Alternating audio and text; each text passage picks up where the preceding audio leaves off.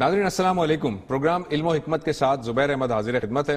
آج کا یہ پروگرام پچھلے پروگرام کی کنٹینیویشن میں ہمارا پچھلا پروگرام تھا جس کا ٹاپک تھا تصور قیامت اور علامات قیامت. ہم نے پچھلے پروگرام میں قیامت کے تصور کے بارے میں الہامی مذاہب کیا کہتے ہیں اور صوفیانہ مذاہب کیا کہتے ہیں ان پر گفتگو کی تھی، اور پھر علامات قیامت کے حوالے سے قرآن مجید میں موجود جو واحد علامت ہے یاجوج اور ماجوج کا خروج اس پر گفتگو کی تھی. ہم اپنے پروگرام میں آج احادیث مبارکہ کی نشانیوں میں گفتگو کریں گے.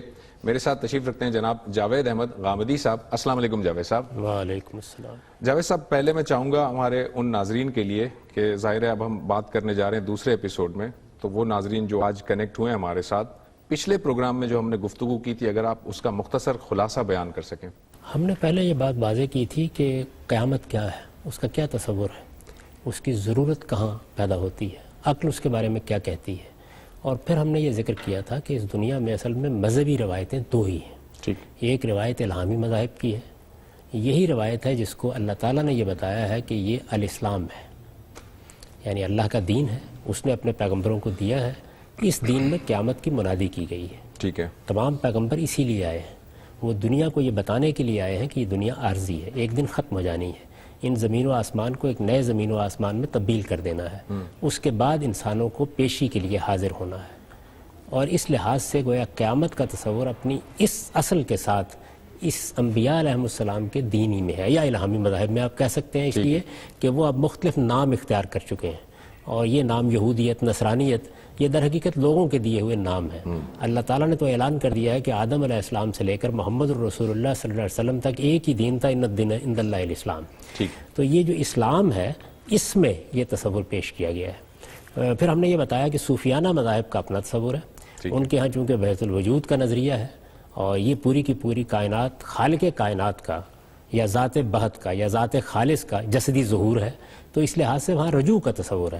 وہ ایک چیز جو امتداد میں آ گئی ہے، جو پھیل گئی ہے، جو ظہور حاصل کر رہی ہے، جو مینیفیسٹ ہو گئی ہے، اس کو سمٹ کر اصل نقطے پر واپس چلے جانا ہے. ٹھیک ہے. کبھی کبھی ہم نے دیکھا نا، سائنسدان بھی اس امکان کو بیان کرتے ہیں کہ جب بگ بینگ ہوا ہے تو اس کے بعد کائنات پھیلتی جا رہی ہے اور ہو سکتا ہے کہ وہ سمٹنی شروع ہو جائے.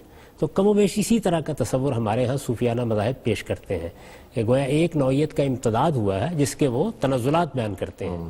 یعنی یہ بتاتے ہیں کہ ذات بہت، ذات خالص کس طریقے سے مختلف مراحل سے گزرتے ہوئے اس جسدی ظہور کی صورت اختیار کر گئی ہے. یہاں اصل میں حقیقت میں کوئی تعدد نہیں ہے. خدا کوئی جس کو آپ پرسنل گاڈ کہتے ہیں، یعنی کوئی شخصیت نہیں ہے، بلکہ یہ کائنات ہی دوسرے لفظوں میں کہیے تو خدا ہے. ٹھیک ہے. تو ظاہر ہے کہ ان کے ہاں تصور بھی مختلف ہے، ان کے ہاں اس کے نتائج بھی بالکل مختلف نکلتے ہیں. اپنی کلاسیکی صورت میں وہ اس طریقے سے بات کو بیان کرتے ہیں صوفیانہ مذاہب.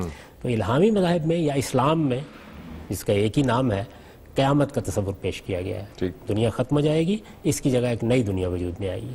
ختم ہونے کے بارے میں بھی ہم نے یہ واضح کیا کہ یہ جو کچھ بھی مادہ آپ کو بکھرا ہوا اس وقت نظر آ رہا ہے، یہ سوال کرتے ہیں نا لوگ کہ اتنے بڑے پیمانے کے اوپر سیارے اور ستارے موجود ہیں، بڑی بڑی کہکشانیں، گلیکسیز موجود ہیں، ان میں زندگی کا سراغ نہیں ملتا، ملنا بھی نہیں چاہیے. اس کی وجہ یہ ہے کہ جس اصول پر یہ سب کچھ بنایا گیا وہ یہ ہے کہ یہ در حقیقت اس آنے والی دنیا کے لیے میٹیریل ہے، مسالہ ہے. اللہ تعالیٰ نے اس کو وجود بخش دیا ہے. اب اسی کو وہ سمیٹے گا اور سمیٹ کر یوم تبدل الارض غیر الارض والسماوات ایک نئی دنیا میں تبدیل کر دے گا. تو یہ ہم نے بتایا. پھر آپ نے جب علامات کے بارے میں سوال کیا تھا تو میں نے یہ کہا تھا کہ قرآن مجید میں ایک ہی علامت بیان ہوئی ہے، اور وہ علامت ہے یاجوج و ماجوج کا خروج. وہ بہت اہم ہے. اس کی وجہ یہ ہے کہ کوئی علامت نمودار ہوئی، مثال کے طور پر ایک واقعہ ہوا، آپ اس کی طرف توجہ دلائیں گے. یہ تو وہ چیز ہے کہ جو دنیا کے افق پر چھا گئی.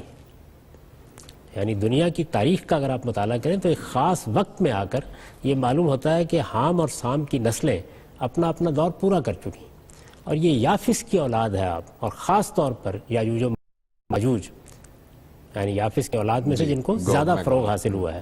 باقی اقوام بھی ہیں دنیا میں موجود ہیں، یہ دنیا کے پھاٹکوں پر قبضہ کر چکے ہیں. اور میں نے یہ گزارش کی تھی کہ سامی نسلوں کے اقتدار کا سورج جس دن غروب ہو گیا، جس دن عباسیوں کی حکومت ختم ہو گئی، اس کے بعد در حقیقت عثمانی ترک، یہ بھی کون ہے؟ گوگ میگوگ ہے. ٹھیک ہے. تو اگرچہ وہ مسلمان ہو گئے تو ہمیں اس کا تصور نہیں آتا، گراں حال ہے کہ دنیا میں اصل میں اب یافتی کی اولاد حکومت کر رہی ہے، اور وہ آسٹریلیا میں وہی ہیں، امریکہ میں وہی ہیں، کینیڈا میں وہی ہیں، یورپ میں وہی ہیں، آریاؤں کی صورت میں ہندوستان میں وہی ہے، چائنا میں وہی، دنیا میں ایک بہت بڑی، چین میں وہی ہے، روس میں وہی ہے. چین اور روس یہ تو ان کا اصل وطن ہے، اور اس کا بڑی تفصیل کے ساتھ بائبل میں ذکر ہے. اور میں نے یہ گزارش کی تھی کہ جو بات قرآن نے کہی ہے اسی کی تفصیل یوحنا عارف کے مکاشفے میں آپ کو بائبل میں مل جاتی ہے. ٹھیک ہے. اب چونکہ قرآن مجید نے صرف اور صرف ایک ہی نشانی بیان کی ہے، اس کا مطلب یہ نشانی کوئی بہت بڑی نشانی ہوگی اور بہت امپورٹنٹ ہوگی کہ جس پر اللہ تعالیٰ جو ہے وہ چاہتا ہے کہ لوگ توجہ کریں. اس کی اتنی زیادہ امپورٹنس کس طرح سے، یعنی ہم اگر دیکھتے ہیں تو ایک تو یہ بھی بتائیے گا کہ وہ آپ نے جو جس طرح سے جن اقوام کا ذکر کیا، کیا یاجوج ماجوج کے اس نشانی سے یہ بھی پتہ چلتا ہے کہ وہ لازماً اللہ کے جو ہے اسلام کو نہ ماننے والے ہوں گے؟ جیسے ترک آپ نے اگزامپل دی، وہ تو مسلمان تھے، تو یعنی ان کا مسلم ہونا یا نہ ہونا اس سے کوئی بحث نہیں ہے، بس وہ سارے کے سارے اس طرح سے ہوں گے اور پل پڑیں گے. یہ زیر بحث نہیں ہے، یہ زیر بحث مسلم اور غیر مسلم ہونا زیر بحث نہیں ہے. ترک بھی جب نکلے ہیں تو آپ معلوم ہے کس طرح نکلے تھے، یعنی کیسے آپ کی سلطنتیں الٹتی چلی گئی تھی. آخر میں جا کے انہوں نے عباسی خلیفہ کے ساتھ کیا کیا تھا. جب سلطان سلیم کو خلافت منتقل ہوئی اس وقت مصر میں کیا ہوا تھا. تو یہ بڑی ایک عجیب تاریخ ہے، اس کا تعلق اس سے نہیں ہے. یعنی قرآن مجید نے ایک ایسی چیز کو علامت بنا دیا ہے، دنیا کے اندر ہی واقعات ہونے ہیں کہ جو ایک دن کا واقعہ نہیں ہے، ایک رات کا واقعہ نہیں ہے، چند برسوں کا واقعہ نہیں ہے، بلکہ پوری دنیا میں عالمی سطح پر ایک تبدیلی ہے جس کو علامت بنا دیا گیا ہے. یعنی بتانا ہے نا لوگوں کو. تو اب آپ یہ دیکھیے کہ پچھلے 500 سال سے یہ علامت نمودار ہو چکی ہے، اور اس علامت کے نمودار ہونے کے بعد آپ اسی کا امتداد دیکھتے چلے جا رہے ہیں. یعنی ہماری آنکھوں کے سامنے یہی لوگ یورپ سے امریکہ میں گئے، کینیڈا میں گئے، آسٹریلیا گئے. یعنی یہ تو معلوم تاریخ ہے نا. جی بالکل صحیح. اس سے پہلے جو وسط ایشیا سے یورپ کی طرف ہجرتیں ہوئی ہیں وہ تاریخ کے پردے میں ہیں. ان میں سے بعض چیزیں ایسی ہیں کہ جن کے بارے میں کچھ بحث بھی پیدا ہو سکتی ہے، لیکن یہ تو ہماری بالکل آنکھوں کے سامنے ہوا ہے. اور اس طریقے سے اگر آپ بائبل کا مطالعہ کریں تو جو تصویر کھینچی ہے یوحنا عارف کے مکاشفے میں، وہ بالکل ایسے لگتا ہے کہ جس طرح آپ آج کی تاریخ کو پڑھ رہے ہیں. رسالت مآب صلی اللہ علیہ وسلم کی بعثت ہو رہی ہے، اس کے بعد وہ چیز جس کو ولڈورا نے سٹوری آف سویلائزیشن میں اسر الایمان سے تعبیر کیا ہے. میں نے اس سے پہلے بھی عرض کیا تھا کہ ایک دور وہ تھا کہ جس میں شرک دنیا پر حکومت کر رہا تھا. انبیاء علیہ السلام کی تنہا آوازیں ہوتی تھیں، کہیں کہیں توحید کی منادی کی جاتی تھی. سیدنا ابراہیم علیہ السلام جب توحید کی منادی کے لیے کھڑے ہوئے ہیں تو یہ معلوم ہوتا تھا کہ ایک آواز ہے، دنیا میں کوئی سننے والا نہیں ہے. یعنی شرک کو تہذیبی غلبہ حاصل تھا دنیا پر. رسالت مآب صلی اللہ علیہ وسلم کے معاملے میں یہی ہوا. آپ نوح علیہ السلام سے لے کر تسلسل سے یہی صورتحال دیکھتے ہیں. پھر دنیا میں 2 پیغمبروں کے ذریعے سے مذہب کو یا الہامی مذہب کو آپ کہیے سیاسی قوت حاصل ہو گئی. سیدنا مسیح علیہ السلام کے ماننے والوں نے رومی سلطنت کو فکری لحاظ سے مغلوب کیا، ان کا غلبہ ہو گیا اور وہ مسلمان ہو گئے. ظاہر ہے کہ اس وقت وہی مسلمان وہی تھے. جب انہوں نے خدا کے دین کو قبول کر لیا، مسیحیت جس کو کہا جاتا ہے، تو آپ یہ جانتے ہیں کہ اس وقت سیاسی غلبہ حاصل ہوا مذہب کو. ادھر رسالت مآب صلی اللہ علیہ وسلم کے ذریعے سے جو دینونت برپا ہوئی، خدا کی عدالت زمین پر برپا ہوئی، اس نے کیسر اور کسرا کی سلطنتیں الٹ دیں. اس پورے علاقے کے اندر بھی گویا خدائی قوت کا ظہور ہو گیا. ان دونوں کو اگر آپ سامنے رکھیں تو اس سے جو چیز پیدا ہوئی وہ کیا تھا؟ وہ اسر الایمان تھا، ایج آف فیتھ جس کو کہا ہے اس نے. اس کا خاتمہ ہوا ہے اس وقت جب کہ یافت کی اولاد کو اقتدار منتقل ہونا شروع ہوا. اچھا، پھر وہ واقعہ بھی ہو گیا کیونکہ اسر الایمان ابھی جاری تھا کہ یہ لوگ مسلمان ہو گئے. جب یہ اٹھے ہیں تو مسلمان نہیں تھے، یہ تو اصل میں مسلمانوں کی اس وقت کی حکومتوں کو الٹ دینے کے لیے اٹھے تھے. وہ بدقسمتی سے خوارزم شاہ سے ایک واقعہ ہو گیا جس کے نتیجے میں چنگیز خان کی اولاد نکل کھڑی ہوئی. یعنی ایک زمانہ تو وہ تھا کہ جس کو اقبال نے کہا کہ اللہ کے نشتر ہے تیمور ہو یا چنگیز. ان کے نکلنے کی نوعیت بھی یہ تھی کہ یہ بربریت کی اور بہیمیت کی علامت بن کے نکلے تھے. اقبال نے کہا نا، جدا ہو دین سیاست تو رہ جاتی ہے چنگیزی. گویا چنگیزی ایک علامت بن گئی اس چیز کی. اس طرح نکلے تھے یہ. اس کے بعد اسلام کے سامنے سرفگندہ ہو گئے. تو اس میں مذہب اصل چیز نہیں ہے. اصل چیز یہ ہے کہ ایک قوم یعنی دنیا کی اقوام میں اب یہ یافس کی اولاد ہے، اس میں سے خاص طور پر گوگ میگاگ اور یاجوج ماجوج، جن کو آپ دنیا کے پھاٹکوں پر قبضہ کیے ہوئے دیکھ رہے ہیں. قرآن مجید نے یہ خبر دی تھی، اس وقت خبر دی تھی جب ابھی ان کے عروج تو ایک طرف رہا، خروج کا بھی کوئی سوال نہیں تھا، زیر بحث ہی نہیں تھا. اس وقت سامی نسلیں دنیا پر حکومت کر رہی تھی. ابھی یہ معاملہ نہیں ہوا تھا. یعنی ان کی اگر حکومتیں قائم بھی تھیں یورپ میں یا بعض جگہوں کے اوپر، تو ان کو وہ حیثیت نہیں حاصل ہوئی تھی جو ان کو بعد میں حاصل ہوئی آج کے زمانے میں. تو اب اس کے بعد یہ نکل کھڑے ہوئے ہیں. ظاہر ہے کہ یہ ایک تدریجی عمل ہوگا، تو یہ تاریخی عمل جاری ہے. اس کو آپ دیکھ سکتے ہیں، ایک دن کا واقعہ نہیں، کسی تعبیر کا محتاج نہیں، ایک واقعہ ہے جو صفحہ تاریخ کے اوپر ثبت ہو گیا ہے. وہ تاریخ ہماری آنکھوں کے سامنے سے گزر رہی ہے اور قیامت تک اسی کا ظہور اور اسی کا خروج اور اسی کی برتری آپ دیکھتے چلے جائیں گے. تو اس کو دیکھیے کتنے خوبصورت الفاظ میں قرآن نے بیان کر دیا. حتی اذا فتحت یاجوج و ماجوج وہم من کل حدب ینسلون، یعنی جیسے ہر گھاٹی سے کوئی لشکر پل پڑتا ہے. ادھر آپ نگاہ ڈالیں تو معلوم ہوتا ہے یہاں سے نمودار ہو گئے، ادھر نگاہ ڈالیں تو یہاں سے نمودار ہو گئے، یہ ہوگا. اور اسی کو میں نے جیسے کہ عرض کیا، یوحنا عارف نے بیان کیا کہ دنیا کے پھاٹکوں پر ان کا قبضہ ہوگا. یہ وہاں سے نکلیں گے، اور جب یہ نکلیں گے تو اس کے بعد وہ یہ کہتے ہیں کہ صرف 2 شہر ہیں جو ان کی طاقت سے بچ جائیں گے. ایک مقدسوں کی لشکر گاہ اور دوسرے عزیز شہر. عزیز شہر کیا ہے؟ وہی البلد الامین، مکہ. مقدسوں کی لشکرگاہ کیا ہے؟ جہاں سے وہ 10,000 قدوسیوں کا لشکر نکلا تھا جس نے مکہ فتح کیا تھا. تو یہ دونوں تعبیریں اتنی واضح ہیں کہ الہامی صاحب سے کوئی واقف آدمی ان سے صرف نظر نہیں کر سکتا. آپ اس کو نکالیے اور پڑھیے تو جب آپ یدعا صادقاً و امینہ، وہ سچا اور برحق کہلائے گا، وہاں سے لے کر آپ آخر تک پڑھتے ہیں تو گویا قیامت تک کی پوری تصویر کھینچ دی گئی ہے. قرآن مجید نے اس کو چند جملوں میں یا ایک ہی جملے میں کیوں بیان کر دیا؟ اس لیے کہ تصویر پیچھے موجود ہے. اور یہ خود قرآن مجید کے فہم کا بھی ایک اصول ہے کہ قرآن مجید جب پیچھے کے الہامی صحائف میں کسی چیز کی تفصیل موجود ہو اور تردید کے بغیر اس کی طرف اشارہ کر دیتا ہے تو گویا انگلی اٹھا کر یہ کہہ رہا کہ پڑھو اس کو جا کر.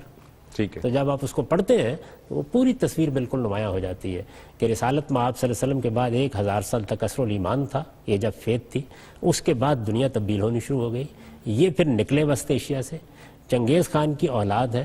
یہی لوگ تھے جنہوں نے نکل کر پورے عالم اسلام کو طاقت کر ڈالا. پھر ان کے پاس حکومت آ گئی. یہ حکومت یہ عرصے سے کر رہے ہیں، یہاں تک کہ آہستہ آہستہ دنیا کی باقی قوموں کا بھی غلبہ ہونا شروع ہو گیا. وہ بھی زیادہ تر یاجوج ماجوج ہی ہیں. اور آپ یہ دیکھیے کہ یہ جو قرآن نے تعبیر اختیار کی من کل حدب ینسلون، یعنی اس کو بھی آپ ایک واقعہ نہ سمجھیے، یہ اصل میں پوری تاریخ کے اسپین پر پھیلا ہوا عمل ہے جو آپ دیکھ رہے ہیں. یعنی وہ ایک نوعیت کا خروج ہے جو چنگیز خان کی اولاد کا ہوا.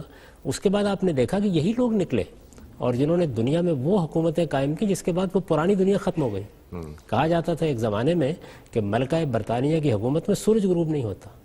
ٹھیک ہے. اس وقت آپ دیکھیں کہ امریکہ فتح ہوا، اس وقت کینیڈا میں حکومت قائم ہوئی، آسٹریلیا میں جھنڈے گاڑے گئے. یعنی ایک پوری دنیا ہے. ہندوستان میں بھی یہ لوگ آ گئے، مشرق وسطیٰ کے ممالک بھی. اچھا، پھر سیاسی طاقت، معاشی طاقت اور اس کے بعد سائنسی طاقت، ساری چیزیں آ گئی. یعنی انڈسٹریل ریولوشن ہوا، اس سے پہلے علوم کا احیاء ہوا جس کو رینائسنس کا دور کہتے ہیں. اور پھر ہم نے دیکھا کہ دنیا کے اندر ایک بہت بڑا ایکسپلوژر ہوا، بہت بڑا انفجار ہوا. وہ علم کا انفجار ہے، علم طبعی کا. یہ دنیا کی تاریخ میں اس سے پہلے نہیں ہوا تھا. پہیے کی ایجاد سے لے کر دنیا زیادہ سے زیادہ تانگا اور ریڑا ہی ایجاد کر سکی تھی.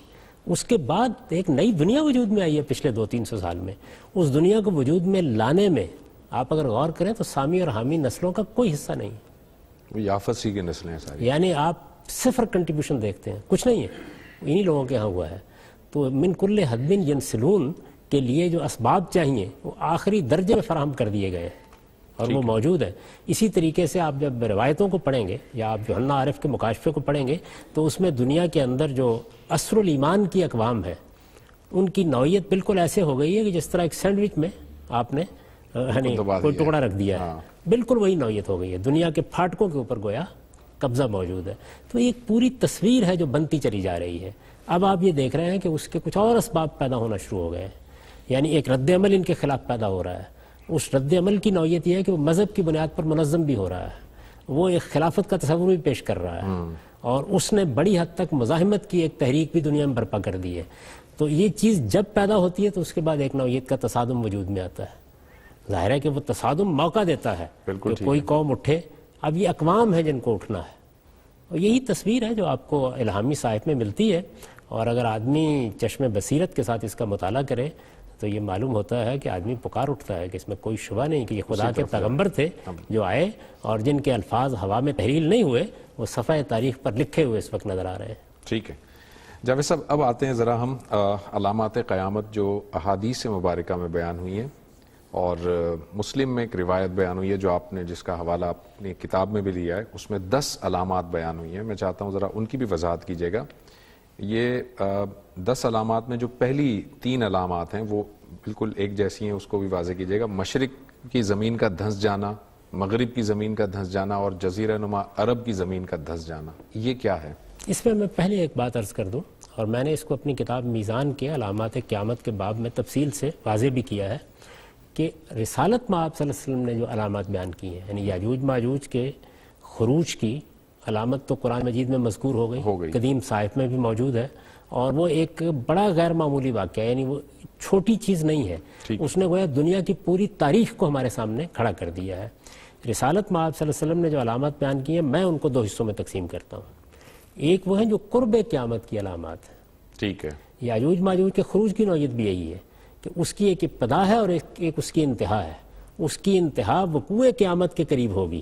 اس کی ایک ابتدا ہے جو کئی صدی پہلے ہو چکی ہے. بالکل اسی طریقے سے قرب قیامت کی علامات رسالت میں آپ صلی اللہ علیہ وسلم نے کچھ بیان کیا, یعنی ابھی قیامت آئی نہیں, ٹھیک ہے, ابھی قیامت کا وقوع نہیں شروع ہوا, اس سے پہلے تنبیہ کے لیے کچھ علامتیں نمودار ہوں گی.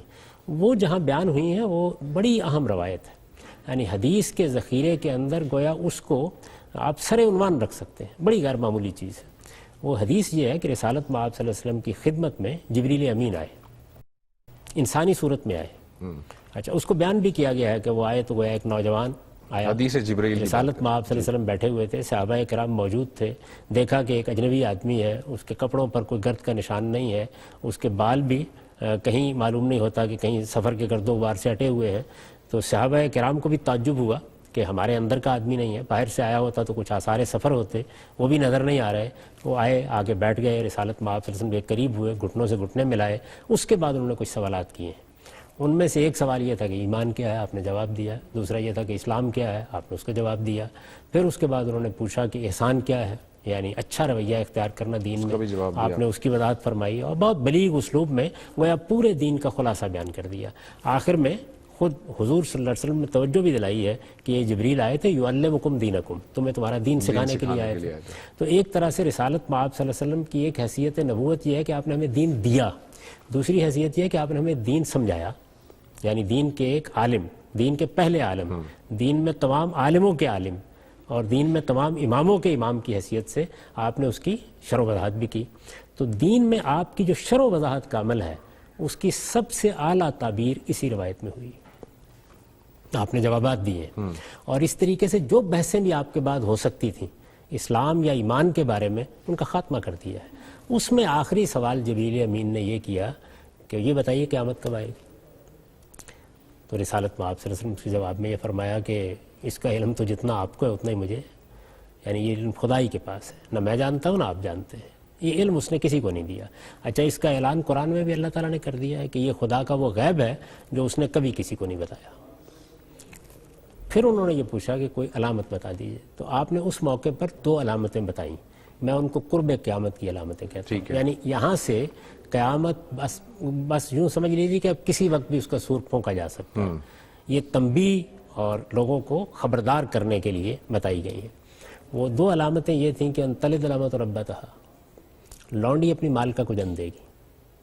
یہ میرے نزدیک بڑی خوبصورت تعبیر ہے اس کی کہ غلامی ختم ہو جائے گی.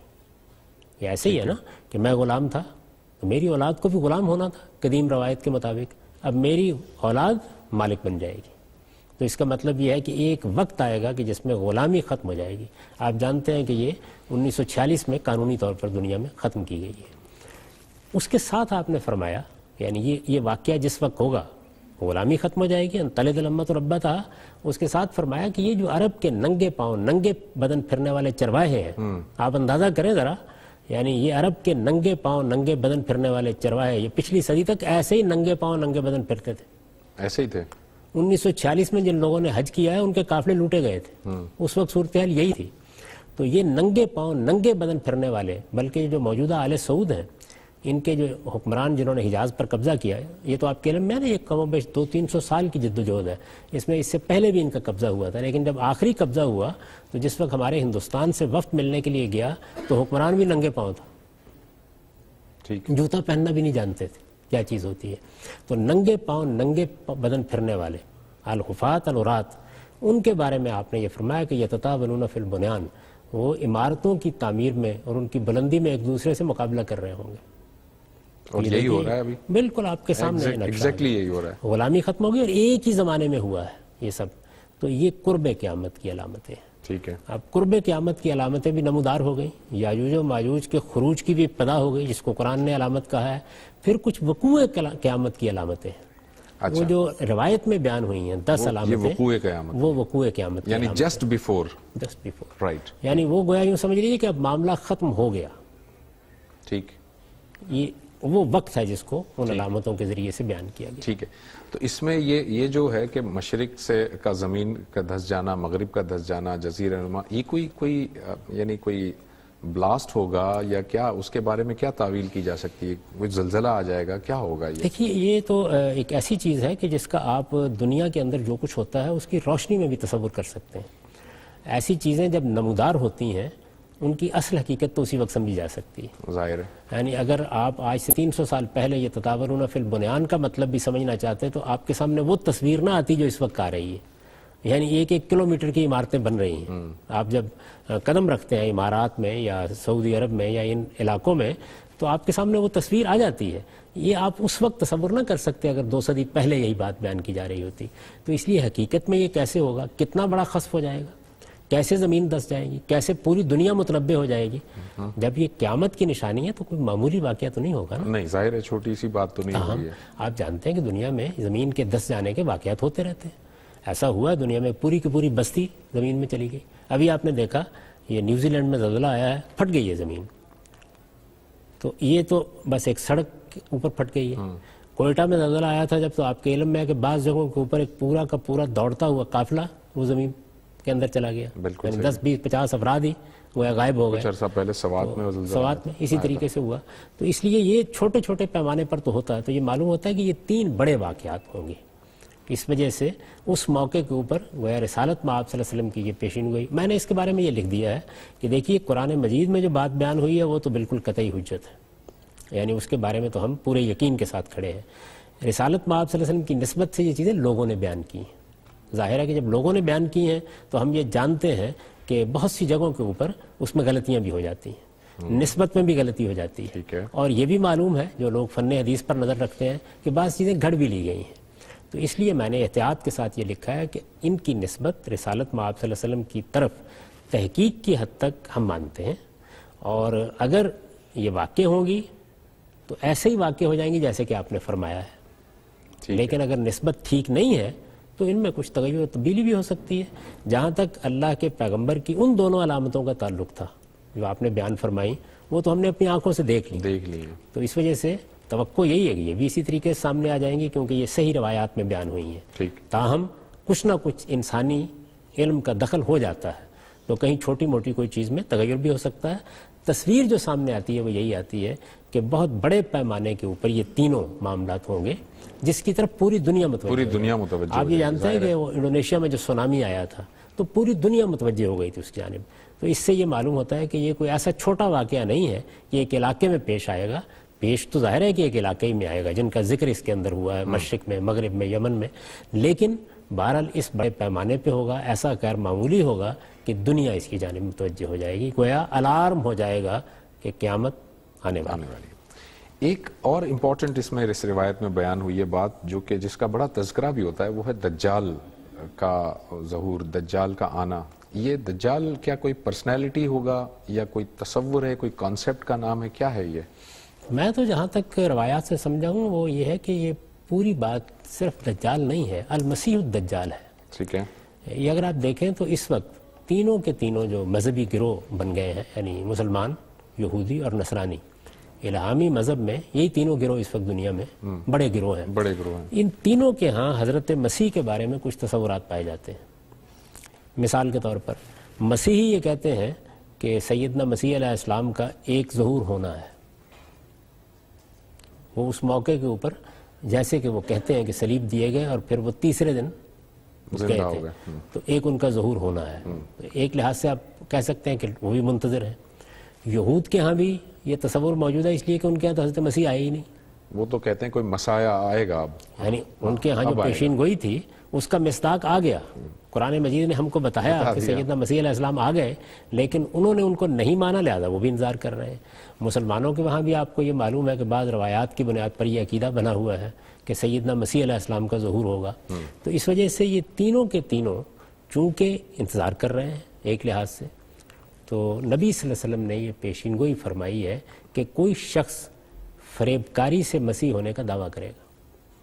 اچھا ٹھیک ہے. جب پس منظر موجود ہو، لوگوں کے انتظار ہو، چل بھی جاتا ہے دعویٰ. تو المسیح الدجال کہا ہے، لوگ اس میں سے صرف لفظ دجال کو لے لیتے ہیں. دجال ایڈجیکٹو ہے، اس میں صفت ہے، دغاباز، فریب کار، دغاباز، جھوٹا، لوگوں کو دجل اور فریب سے اپنے سحر میں مبتلا کرنے والا. اچھا پھر آپ دیکھیں کہ حدیث کی جو پہلی کتاب ہے موطا امام مالک، اس میں رسالت میں آپ صلی اللہ علیہ وسلم کا ایک رویا نقل ہوا ہے.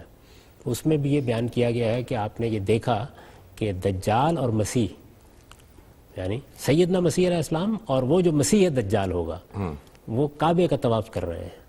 تو گویا مسیح بن کر ایک شخص کا آنا اس کو رویا میں بھی اس طریقے سے دکھایا گیا. ٹھیک ہے. تو میرے نزدیک اس کی نوعیت یہ ہوگی، اور ظاہر ہے کہ اس میں ایک شخصیت ہی سامنے آتی ہے، اور پورے آثار اس کے موجود ہیں کہ کوئی آدمی آج کل کے علوم فنون سے فائدہ اٹھا کر یا بڑی غیر معمولی صلاحیتوں کی بنیاد کے اوپر کسی طرح دعویٰ کر دے. جاوید صاحب، یہ اگر آپ فرما رہے ہیں کہ یہ کوئی ایک پرسنالٹی اس سے معلوم ہوتی ہے، تو نبی صلی اللہ علیہ وسلم کے اس دنیا سے چلے جانے کے بعد بہت سارے لوگوں نے اپنے نبی ہونے کا دعویٰ کیا، تو وہ بھی تو دراصل ایک طرح سے وہ دجال کی کیٹیگری میں آ رہے ہیں. تو وہ ایک پرسنالٹی تو نہیں ہوئی، تو پھر تو بہت ساری ہیں اس طرح سے. یہ بات بھی بعض روایتوں میں بیان ہوئی ہے کہ بہت سے لوگ آئیں گے، بلکہ 30 کے قریب لوگوں کا ذکر ہوا ہے. کذابون بھی آئے گا. تو اس لیے بہت سے لوگ یہ کریں گے.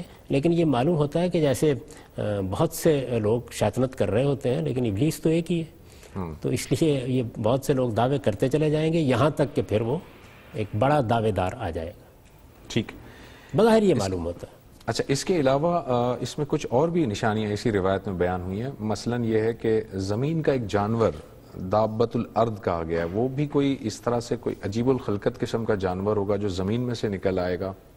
یہ بھی اسی طرح کی بات ہے کہ جس میں ہم ابھی طے نہیں کر سکتے وہ ایگزیکٹلی کیا ہوگا. دیکھیے، جب علامات بیان کی جائیں تو غیر معمولی کوئی چیز ہونی چاہیے نا، جو لوگوں کو متوجہ کر دے، ظاہر ہے ان کی کسی غلط فہمی کو دور کرے، انہیں پیغمبر کی طرف توجہ دلائے. یعنی جب آپ یہ دونوں نشانیاں دیکھتے ہیں کہ غلامی ختم ہو گئی، یعنی آپ آج سے پہلے تصور کریں نا، 14-15 صدی پہلے یہ کہا جا رہا ہے. اس کے بعد تاریخ بے شمار کروٹیں لیتی ہے، یہاں تک کہ ایک وقت میں آ کے معلوم ہوتا ہے کہ یہ کوئی آسمانی الفاظ تھے، کیسے پورے ہو گئے ہیں. یعنی ہم نے اپنی آنکھوں سے دیکھ لیا کہ غلامی گویا یہ دنیا کی تاریخ کا ایک بہت بڑا معاملہ تھا. غلامی کا دور ہے ایک پورا کا پورا. جس طرح دنیا کو آپ مختلف ادوار میں تقسیم کریں، آپ کہتے ہیں نا یہ زرعی دور تھا، یہ گرز ہنٹرز کا دور تھا، پھر آپ کہتے ہیں انڈسٹریل ریولوشن آ گیا ہے. تو یہ دنیا کی تاریخ کے مختلف بڑے بڑے ادوار ہیں. اسی طرح غلامی بطور ایک انسٹیٹیوشن کے دنیا کے اندر صدیوں تک رہی ہے. تو بہت بڑا واقعہ یہ ہوا، اور اس کے ساتھ یہ تداورون فی البنیان. تو آپ کے سامنے ایک بڑی غیر معمولی تصویر آتی ہے، یہ معلوم ہوتا ہے. تو جو نشانیاں بیان کی جاتی ہیں عام طور پر، ان میں مقصد یہی ہوتا ہے کہ توجہ دلائی جائے، یعنی آپ متوجہ ہو جائیں، اٹھ کھڑے ہوں، آپ کو وہ حیرت میں مبتلا کر دے. تو اس میں بھی در حقیقت اسی پہلو کو نمایاں کیا. یعنی اس طرح اب جو اس میں اور نشانیاں جیسے دھواں ہے، یا جیسے آگ کا گڑھے سے نکلنا، ہوا سمندر کی طرف ہانکتی ہوئی لے جائے گی، یہ ساری اسی طرح کی اسی نوعیت کی باتیں ہیں. یہ ظاہر بات ہے کہ رسالت میں آپ صلی اللہ علیہ وسلم کی طرف ان کی نسبت اگر ٹھیک ہے تو آپ نے گویا ایک تصویر کھینچی ہے کہ یہ معاملات ہوں گے. دابت الارض کے بارے میں نے اپنا رجحان بیان کیا، اور میں پھر عرض کر دوں کہ ظاہر ہے کہ اس میں رجحانات ہی ہو سکتے ہیں. یہ چیزیں جب سامنے آتی ہیں تو پھر ان کا حقیقی مصداق بھی معلوم ہوتا ہے. تو میں نے یہ عرض کیا ہے کہ چونکہ اللہ تعالیٰ نے تخلیق کا جو عمل کیا ہے اس دنیا کے اندر، یہ 2 حصوں میں کیا ہے. تخلیق کا ایک عمل وہ ہوا ہے جو زمین کے پیٹ میں ہوا ہے، جیسے انسان کے بارے میں بتایا ہے کہ سمندروں کے کنارے کے کیچڑ میں یوں سمجھ لیجئے کہ ایک رحم مادر وجود میں آ گیا، اور پھر اس کے اندر انسان کی پرورش ہوئی، انسان کی بھی باقی مخلوقات بھی. پھر تصفیہ کے مراحل سے اس کو گزارا گیا، قالب تیار ہو گیا، اس کا حیوانی وجود بن گیا. اب بھی اسی طرح ہوتا ہے.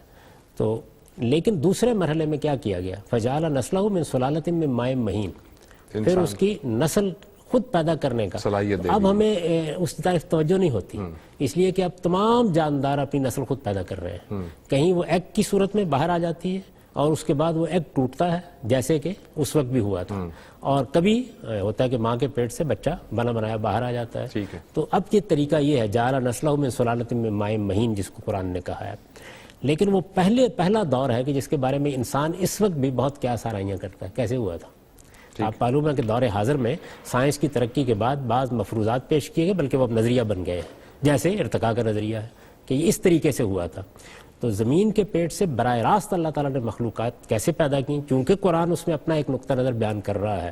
تو میرا احساس یہ ہے کہ یہ دعوت الارض اصل میں اس نقطہ نظر کو لوگوں کے سامنے مشہور پر لے آئے گا، اور اس طرح سے یہ کیا سارائیاں بھی دم توڑ جائیں گی، اور یہ اس لحاظ سے قیامت کی ایک بڑی نشانی بن جائے گا. ٹھیک ہے. اس کے علاوہ حدیث مبارکہ میں اور کچھ باتیں بیان ہوئی ہیں. مثال کے طور پر مسلم کی روایت ہے جس میں یہ فرمایا گیا کہ جب تک اس دنیا میں اللہ کا نام لینے والا ایک شخص بھی باقی رہے گا اس وقت تک قیامت برپا نہیں ہوگی. اگر اس لحاظ سے دیکھا جائے تو اس بات کا تو امکان کئی صدیوں تک شاید نہ ہو کہ ایک شخص بھی اگر اللہ کا نام لینے والا باقی ہے تو قیامت برپا نہیں ہوگی. تو ہوں گے یہ اصل میں دیکھیے یہ جو تعبیریں ہوتی ہیں جس طرح ادب کی تعبیریں ہوتی ہیں، ہم کہتے ہیں نا بعض اوقات کہ ہماری قوم میں تو اب کوئی مرد شریف بھی نظر نہیں آتا. قرآن مجید نے ایک موقع پر کہا کہ کیا تمہارے اندر کوئی رجل رشید نہیں ہے، تو ایسا ہو جاتا ہے بعض اوقات. تو یہ بھی اسی طرح کی تعبیر ہے، اس کو آپ بالکل اس کے لٹرل مفہوم میں نہ لیجئے. مطلب یہ ہے کہ بہت کم ہو جائے گا آپ کو اللہ تعالیٰ کے نام لینے والے. اور آپ کو میں پہلے بھی عرض کر چکا ہوں کہ صاف معلوم ہوتا ہے کہ شرک کا دور ختم ہوا، عصر الایمان یا یہ جب فیت اس کے بعد آئی، اور بتدریج اب ہم الحاد کے دور کی طرف بڑھ رہے ہیں. تو اس وجہ سے یہ جو نشانیاں بیان کی گئی اس نوعیت کی، میں نے بھی ان کا ذکر کر دیا ہے کہ جس میں یہ کہا کہ بہت فتنہ پھیل جائے گا، بہت قتل و غارت ہوگی، دنیا کے اندر بہت سی اقدار دم توڑ جائیں گی، اور اسی طریقے سے خدا کا نام لینے والوں کا مطلب کیا ہے. دیکھیے اس کی بھی دو تعبیریں ہیں نا، ایک یہ ہے کہ بالکل ہی خدا کا انکار کر دیں، اور ایک یہ ہے کہ ٹھیک ہے ماننے والے موجود ہیں لیکن خدا اصل میں نہ زندگی میں ہے، نہ روح میں ہے، نہ علم میں ہے، نہ عمل میں ہے، نہ ہمارے تصورات میں ہے، نہ جذبات میں، کہیں بھی نہیں ہے. ٹھیک ہے جاوید صاحب، دو اور امپورٹنٹ چیزیں وہ بھی میں چاہوں گا بتا دیجیے گا. ایک تو یہ بتائیے گا کہ ظہور مہدی اور نزول مسیح سے متعلق بھی روایات موجود ہیں کہ وہ قیامت سے پہلے یہ ان دونوں کا بھی ظہور ہوگا، یہ بھی آئیں گے موجود. اس سے متعلق چونکہ بہت سے جذبات وابستہ ہو چکے ہوئے ہیں، ٹھیک، اس وجہ سے اگر ہم اس کی یہاں تفصیل کریں گے تو ہو سکتا ہے بہت سے لوگوں کو گرا گزرے. تو میری گزارش یہ ہے کہ میں نے اس پر اپنا نقطہ نظر بڑی تفصیل کے ساتھ اپنی کتاب میزان میں علامات قیامت ہی کے ذیل میں بیان کر دیا ہے. یہ بتا دیا کہ قرآن مجید اس معاملے میں کیا اشارات کر رہا ہے، یہ بتا دیا روایات کی نوعیت کیا ہے. میرا احساس یہ ہے کہ اس کو یہاں موضوع بحث بنانے کی بجائے ہم توجہ دلائیں کہ لوگ پڑھنا چاہتے ہیں تو وہاں اس کو دیکھ لیں. ٹھیک ہے. ایک اور امپورٹنٹ بات یہ ہے کہ قیامت سے پہلے جسٹ بیفور سورج جو ہے وہ مغرب سے طلوع ہوگا. اس کے بارے میں کچھ لوگوں کا اوپینین یہ ہے کہ زمین جس طرح سے گردش کر رہی ہے وہ تھمے گی اور ریورس ہونا شروع ہو جائے گی، اور جیسے بگ بینگ تھیوری کے اندر بھی یہ ہے کہ یہ پھیلتی جا رہی ہے کائنات، اس کے بعد یہ سکڑے گی، یہ ریورسل ہوگا. یہ اس کو اسی طرح سے آپ لیتے ہیں؟ بظاہر یہی معلوم ہوتا ہے، تاہم یہ تعبیر ایک نوعیت کی مجازی تعبیر بھی ہو سکتی ہے، تاہم بظاہر یہی معلوم ہوتا ہے. اس کا یہ مطلب بھی تو ہو سکتا ہے سورج مغرب سے طلوع ہوگا کا مطلب کہ مغرب کی اقوام جو ہے وہ اب ترقی کریں گی، وہاں سورج اب طلوع وہ ایک مجازی تعبیر ہو جائے گی. میں نے پھر عرض کیا ہے کہ ان چیزوں کے صحیح مصداق جب سامنے آئیں گے تو حتمی صورت تو اسی وقت ہوگی. ہم جو کچھ اس وقت اندازہ کر سکتے ہیں اس کی بنیادی پر کوئی بات کرتے ہیں، تو اگر اس کو مجازی تعبیر میں لیا جائے تو اس کے وہ پہلو نمایاں ہو جائیں گے، اور حقیقی طور پر لیا جائے تو بہرحال یہ ایک واقعہ ہے جو ہوگا. میرا رجحان حقیقی پہلو کی طرف ہے. ٹھیک ہے جاوید صاحب، ہم نے گفتگو کی ابتدا کی تھی، اپنا پروگرام جب شروع کیا تھا تو یہ ہم نے ابتدا میں کہا تھا کہ انبیاء جب آئے تھے تو ان کی دعوت کا جو بنیادی نقطہ تھا وہ یہ تھا توجہ دلانا کہ ایک دن جو ہے وہ تمہیں اللہ کے حضور پیش ہونا ہے. تو یہ بات جو ہے اس تناظر میں فرمائیے گا کہ جو یہ کہا جاتا ہے کہ جو شخص مر گیا اس کی قیامت تو اسی دن شروع ہو گئی. قیامت تو آئے گی، وہ تو آئے گی، لیکن جو شخص مر گیا اس کی قیامت تو اسی وقت شروع ہو گئی. ظاہر ہے اس کا حساب کتاب، اس کو سب کچھ نظر آنے لگے گا. اس تعلق سے کچھ فرمائیے. ظاہر ہے کہ یہ بات تو ہر شخص کو معلوم رہنی چاہیے کہ دنیا میں جو کچھ بھی قیامت کی بحث ہو رہی ہے وہ اس کائنات کے بارے میں ہو رہی ہے. وہ ایک وقت ہے جو آنے والا ہے، اور وہ مرنے والے کے لیے بھی اہم ہے، اس لیے کہ اس کی حقیقی پیشی کا دن وہی ہے.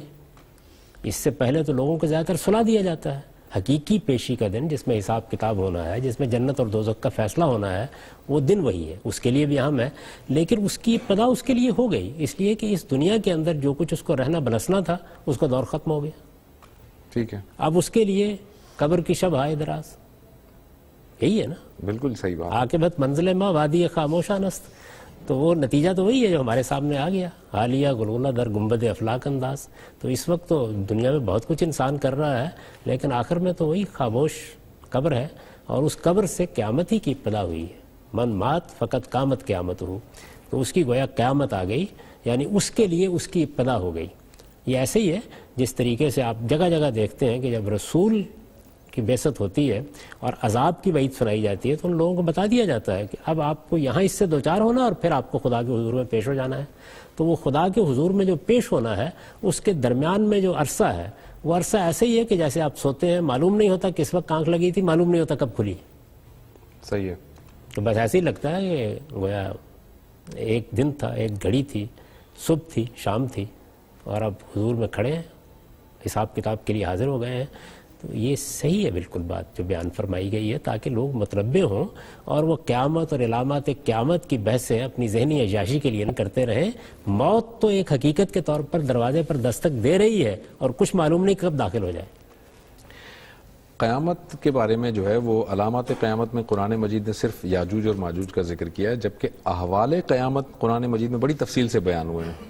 اذا الشمس کورت ہے، اور یہ دوسری اور اس طرح کی صورتیں پوری تفصیل کے ساتھ ہیں. یہ جو احوال قیامت کو جب ہم غور سے پڑھتے ہیں تو ایسا لگتا ہے کہ کائنات میں ایک دم سے ایک عجیب و غریب کیفیت ہو جائے گی. ایک جو اس وقت ڈسپلن کائنات میں نظر آ رہا ہے، جو سنکرونائزیشن نظر آ رہی ہے، وہ ایک دم سے ختم ہو جائے گی. اس کے ختم ہونے کا ذمہ دار لوگ یہ کہتے ہیں کہ جو ہماری سائنٹیفک جو ٹیکنالوجی ہے، جو ترقی ہے، ہم جو مختلف قسم کے تجربات کرتے رہتے ہیں، یہ دراصل اس کی وجہ بنے گی. آپ یہ سمجھتے ہیں کہ یہ وجہ بن سکتی ہے؟ نہیں، یہ بات قرآن سے نہیں معلوم ہوتی. قرآن مجید میں اللہ کا حکم نازل ہوگا، بالکل وہی صورت پیدا ہوگی جو پیغمبروں کے ذریعے سے جب یہ قیامت برپا کی گئی ہے تو اس وقت ہوئی ہے. اس میں اس طرح کے اسباب نہیں کوئی کام کرتے. آپ معلوم کریں، قرآن مجید کو پڑھیں، دیکھیں عاد پر یہ قیامت کیسے آئی، سمود پر یہ قیامت کیسے آئی، یعنی اس کے نمونے دکھائے ہیں نا اللہ تعالیٰ نے. تو وہ تو خدا کی طرف سے ایک سور پھونک دیا جائے گا، ایک نرسنگا پھونک دیا جائے گا، اس کے بعد یک بیک دنیا کے اندر ایک حیرت انگیز قرآن مجید وہ سور تو ضرور پھونکا جائے گا، لیکن ہم اس کے اسباب کی طرف آہستہ آہستہ گریجولی ہم بڑھ رہے ہیں. ہم نے ایک یوں سمجھ لیا، ہم نے ٹریگر کر دیا ہے. وہ تو ہم نے علامتیں بھی بیان کر دی. یعنی ظاہر ہے کہ لوگوں کے یہاں کیا تبدیلیاں آئیں گی، دنیا میں کیا تبدیلیاں آئیں گی، تاریخ میں کیا تبدیلیاں آئیں گی، ان کا تو ہم ذکر کر چکے بڑی تفصیل کے ساتھ. وہ سب ہیں، لیکن ایسا نہیں ہے کہ جیسے عام طور پر لوگ خیال کرتے ہیں کہ اچھا جس طریقے سے دنیا پھیل رہی ہے تو سکڑنی شروع ہو جائے گی، اچھا جس طرح سورج قریب آ رہا ہے تو آہستہ آہستہ بالکل قریب آ جائے گا. یعنی یہ آہستہ آہستہ کا معاملہ نہیں ہے. قرآن مجید کہتا ہے آپ کیلولہ کر رہے ہوں گے، آپ اپنے کاموں میں مصروف ہوں گے، آپ خوش گپیاں لگا رہے ہوں گے، یک بیک سور پھونک دیا جائے گا اور دنیا کے اندر یہ عظیم تغیر واقع ہو جائے گا. وہ اس کو خدا کے حکم کی طرف منسوب کرتا ہے، کسی طبعی عمل کی طرف منسوب نہیں کرتا. میں یہ کہنا چاہ رہا ہوں کہ جیسے یہ مختلف قسم کے ہم ایٹامک تجربات کرتے رہتے ہیں جس کی وجہ سے پرابلم کریٹ ہوتی ہے. کبھی ہم جو ہے وہ اوزون لیئر کو پھاڑ دیتے ہیں، اوزون لیئر ڈسٹرب کر دیتے ہیں. یہ جو آپ کو اندازہ ہے کہ پوری اس وقت جو گلوب ہے اس میں موسمی تبدیلی آ رہی ہے، گلیشیئر پگھل رہے ہیں. تو یہ اصل میں ہمارے ہی جو کیے ہوئے جو کام ہیں اسی وجہ سے یہ سارا ریئیکشن ہو رہا ہے. اور یہ آہستہ آہستہ کائنات کی جو ایک سنکرونائزیشن ہے، اس کے اندر ایک ڈسپلن ہے، وہ ڈسپلن ہم توڑ رہے ہیں. دیکھیے یہ اس جو ہماری زمین ہے اسے رہنے کے ناقابل بنا رہی ہیں ہماری یہ چیزیں. یہ قیامت کی طرف بڑھنے کا عمل ہے، یہ بالکل ٹھیک ہے. لیکن قیامت اصل میں اس دنیا کے اندر اس طرح کی کسی تبدیلی کا نام نہیں ہے. گرمی بہت بڑھ گئی ہے اور سردی بہت کم ہو گئی ہے اور گلوبل وارمنگ ہو گئی ہے. قیامت اصل میں کائناتی عمل ہے. اس میں صرف یہ ہماری زمین زیر بحث نہیں ہے. آپ جو کچھ کر رہے ہیں اس کے اثرات اس زمین تک محدود ہیں.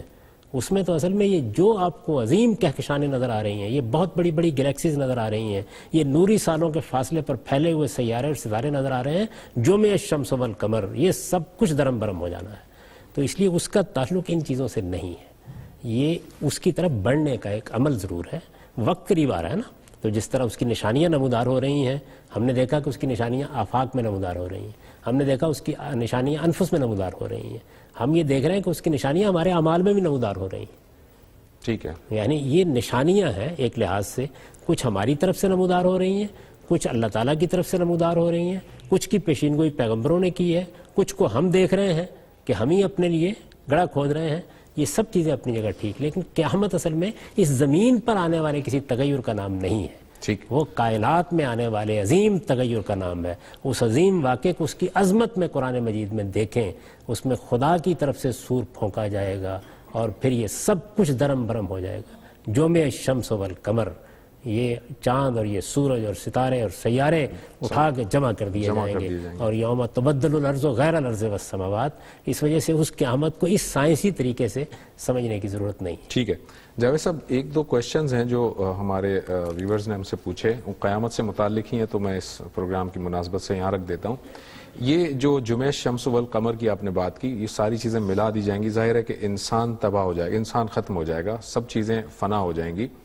اس کے فوراً بعد ان کا سوال یہ کہ کیا اس کے فوراً بعد حشر کا میدان برپا ہوگا، یا اس کے اندر بھی پھر کئی سالوں کا ایک فیز آئے گا جس میں اللہ تعالیٰ حضرت آدم سے لے کر قیامت تک کا جو انسان ہے اسے دوبارہ پیدا کرے گا، وہ ایک پھر فیز ہوگا اور اس کے بعد پھر حساب ہوگا؟ اس کی کوئی تفصیل قرآن مجید نے نہیں کی کہ وقت کتنا لگے گا، لیکن یہ بتا دیا ہے کہ ایک مرتبہ سور میں پھونکا جائے گا اور یہ سب کچھ ختم ہو جائے گا، اور دوسری مرتبہ پھونکا جائے گا اور اس کے بعد نئی کائنات وجود میں آ چکی ہوگی اور ہم اس میں اٹھ کھڑے ہوں گے، نئے زمین، نئے آسمان، اور اس کے بعد ہم خدا کی بارگاہ میں حساب کتاب کے لیے حاضر ہو جائیں گے.